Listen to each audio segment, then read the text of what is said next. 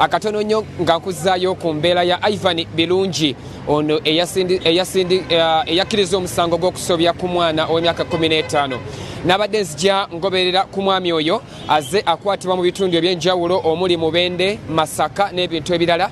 Abamu bagamba omwami ono alaba ng'akozesa ekifo ekyo ky'okuba nti talaba n'akola ebintu eby'enjawulo omuli okufera, era nalabyeko nti Masaka eyo ayinako emisango era egy'okuwamba omuwala gwe nategeddeko erya Nakato, era naye abadde akyabula ennemba n'emisango. Mubende ayinayo emisango okusinziira ku aguli eno bwe baalizanye mu mawulire gaffe. Twaze tugoberera comments abantu beda ze batekako nga balaba nti omwami ono aludde nga embeera zino azitambuliramu, naye nga osobola okusanga nti amateeka ab'ebyokwerinda nga bamutta naye ku luno ate bwe yavuddeyo nakkiriza nti abadde azze akabasanya omwana oyo, era tukusuubira nti ku lunaku olw'Emmande omulamuzi Paul Matyama agenda kusalawo ekibonerezo ki kyagenda okumuwa. So bwetyo embeera bweri mukono eyo nga tuvuddeyo ekyayo olwaleero solo kungamba nti ate bano abavubuka boolaba benyimiridde nabo bano balaba abamu ku basuubuzi bazze nga batereka ensimbi wane mabega wange waliwo gye bayita Najjembe Developers Microfinance Limited babadde batereka ensimbi naye kyabaguddeko bwe batuuse wano nga gye badde batereka ensimbi abakulira bamazeemu dda omusubi n'emusimbi oguli eyo mu bukadde n'obukadde. Abamu ku bano badde balinayo ssente ez'enjawulo, abadde balinayo miliyoni 6, emitwalo 5 n'ensimbi endala. Wabula bagamba bano bagezezaako okubira ku bakulu okubawunyonnyola ki ekiriwo, bababuzaabuza. Bagenda kutunyonnyolako embeera yatandika eti abategedde batya era bakola mirimu ki. Mukulu Lawrence wasizota sebo. Ye tubulireko ku mannya, omulimu gw'okola, otubulire n'embeera eriwo. Amanya nze Mukulu Kafumbe Lawrence nga ndi mutuuze w'esseeta nga ntunda spare wa mmotoka so n'okkanika emmotoka. Ekibiina kino nakiyingiramu mu 2021 bajja ne batunnyonnyola bulungi, ate tuli bavubuka bato nga tulaba tusobola oyitawo kubanga tusevinga akasente kaffe mu mpolampola tusobola okukola tubako ebintu bye tukola ebyamakulu. Ngira bajja ne batujjako akasente ne bakuwa lisiiti ne wookaagalidde ng'ojja n'okajjayo, oba oyagalayo n'akalooni akatonotono bw'oba oli mmemba ng'ojja bakakuwa mwegatta ne mujja ne babawa akasente. Naye kati nze mbadde ndudde nabo nga nsevinga bwe njayo naye omwaka oguwedde mu Desemba ebintu ebyatandikiro kyankalana najja wano okujjayo ssente zaali 2 Desemba ne batugamba sisitemu zakyankalanyeemu. Ne batugamba nti sisitemu zakyankalanyeemu, ne batugamba naye mujja kudda mu January sisitemu tugenda kuba tumaze ozitereeza. Nenzira wano mu January batuwa wiiki 2 nenkomawo mu January.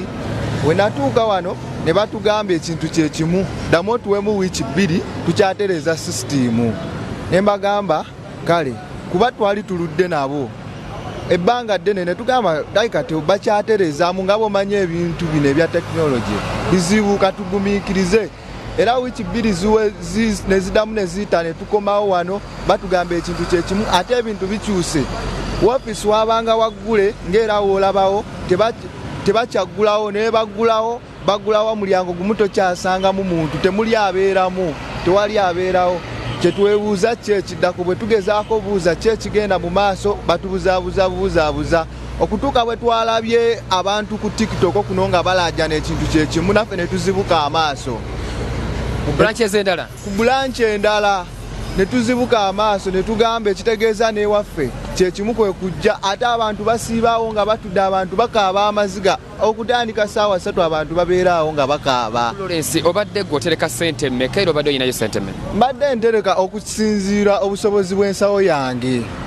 Kati essaawa zino mbadde ninayo miliyoni 6.3 nga nina ebizibu byange ng'omuntu nga nenjanjeyo akasente okuva mu Desemba lwenkugambye nange nina ebintwala tebaagala kumpa ssente, bambuzabuza okutuuka we nalabye abantu nga balajjana ku TikTok kwegamba nti nange kitegeeza bino bye batugamba tulindeko batulimba. Namwe baba kubadda batulimba, tujja wano tewali kiriwo, tewali kigenda mu maaso, waggale woofiisi luliza abanga nzigule ng'ojja n'otuula bulungi ne bakukolako n'ogenda.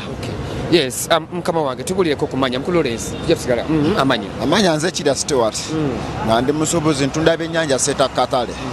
mbadde nkolagana ne Najjembe nga nterekayo ssente zange zinyambeko mu mirimu gye nkola naye nange kyambuukako okujja wano ne batuteeka akatebe ne tutuula ne tulinde batugamba netiwaaka yasyankalanamu sisitimu teziriiko naye nga sisitimu weziddako bagamba nti ojja no bakuwayoko ku ssente ntonotono kati nnaku zino bamaze banga tebakyabeerawo ojja n'otuuka n'otuula nga tewali agguddewo n'olinda n'otuula nga tewali aggulawo kati tetumanyi abakulu kye batulowooleza naye ffe ssente zaffe ze tubadde tusinga okwagala. Obadde olinayo ssente?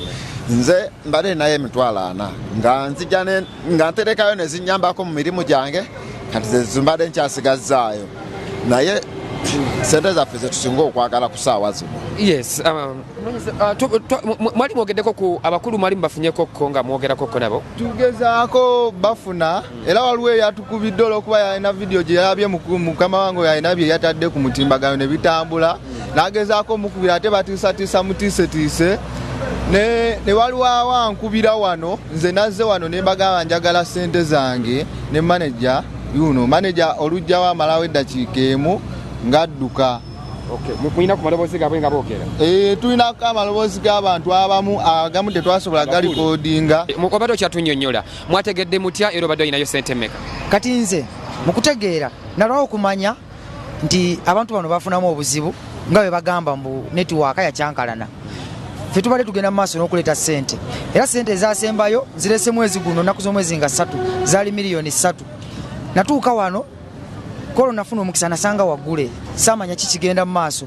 Kolo nafuna surprise manager yanyaniriza no bwangu bw'ekitalo nambuuza gwe yagala savinga ne mugamba ye nanziza eri mu office ye nanzijako ssente mangu nineebuuza leero manager kibadde ki okunyaniriza mu bwangu bwati kashiya n'atakola ki n'atanyaniriza munange nga nzirayo mba ntuuke waka nga bampeereza message ng'eriko miliyoni 2 ne mudamu ne mukulira nga manager naye nkwadde miliyoni 3 naye nga message gye nina wano eraga miliyoni 2 mu kufuna ndoza pressure naddamu nampeereza message ng'eraga miliyoni 1 nempeza miliyoni zange 3 kati munange embeera wano manyize ni musajja muyiribi nkola wayalingiwa mmotoka ntetenkanya ate ntegeka n'ebivulu kati nefuna diirwawo mwami Salongo Siraaji we mukono ayina omuyimbi gusijja kwatuukiriza linnya gwe yabadde ampangidde ku kasente akatonotono nagenza obalabalamu nga nsobola okuyitawo nenjagala nzijinje akasente ntuuka wano nga bintu ebirosi bitegeera nsanga waggale nebuuza yiyi abantu baffe bano nga tebatera kugalawo saa 7 leero kibadde ki waliwo obuzibu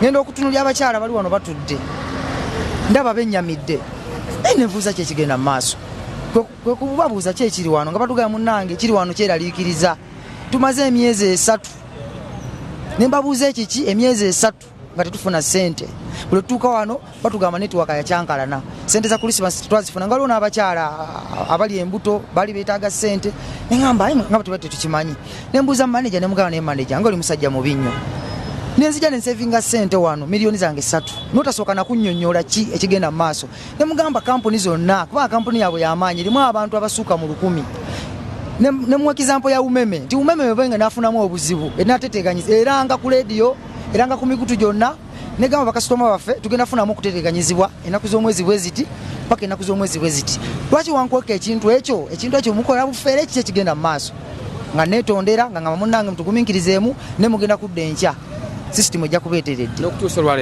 n'okutuusa olwaleero kati we nakeera enkeera nga tujja nga gamba sisitimu egenda terera mutuule ne tutuula wano kuva ku makya paka ssaawa 12 sisitimu yaabwawo netereramu naye mukutereera nze na wano nalina miliyoni 3 mukutereera sisitimu yatereera yampaayo emitwalo 10 yasiima neterera mu mitwalo 10 nembuuza manager ne sisitimu ebanga eriko obuzibu webeeteredde lwaki tompa ssente zange zonna okusinga okumpa emitwalo 10 kale nesitwala nga kikulu nangamba nenkyakomawo saali mubi nenkya nenkeera nentuuka era nenzija wano nekibeera kyekimu n'olwokusatu nenkeera nentuukera nekiba kyekimu kati olwokuna wenzija kyo nekigaanira ddala pressure gye twamuteekako natwayo emitwalo 2 egya transport netwagala nakitwala nga nsonga naye kati tuba tuli awo ngenda okulaba Najjembe ng'abaana batandise opositinga beekalakaasa biki nange kwe kuvaayo nengenda ku TikTok yange nenkola ka video akabakubye nnyo era nze golaba ndi mu kutiisibwa nfuna amasimu ag'enjawulo naye tetufuddeeyo oba kufa tugenda kufa